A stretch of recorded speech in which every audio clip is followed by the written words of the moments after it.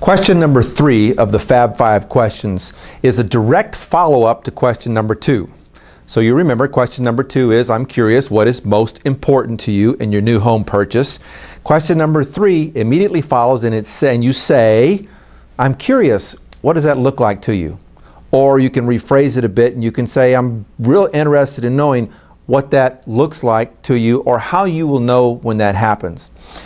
It's a qualifying question to get them to think clearly about the response that they just gave you about what is most important. Now, the reason you ask that question is because you want to know how they define success. If they say to you, listen, what's most important to us is that we want to be able to communicate regularly with the project manager, now you have some information to work with. What does regular mean to them? What does that look like to them? How will they know when that happens? Does regular mean to them they must talk by phone to the project manager 17 times a day? I don't know. Does regular communication with the project manager mean to them that an email at the end of the week stating the job progress is sufficient? You have to be able to know how they define success. By the way, when you know how they define success, what do we call that? That's called them setting expectations. And when a buyer sets expectations, and those expectations are within the realm of what you can deliver, guess what?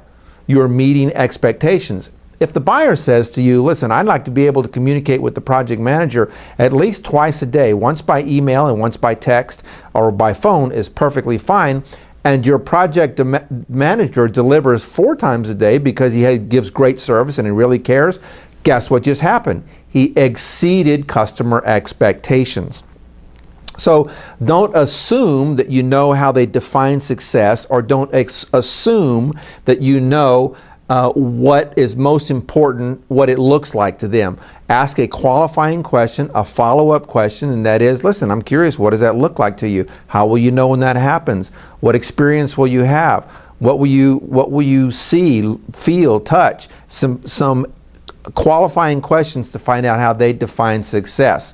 By the way, the presupposition in there is that they will be able to define success. They will be able to define the expectation. And as a superstar salesperson, you're just helping them draw that information out so then you can then build your presentation around their particular answer. So Fab 5 question number 3 is, I'm curious, what does that look like to you? Or how will you know when that happens?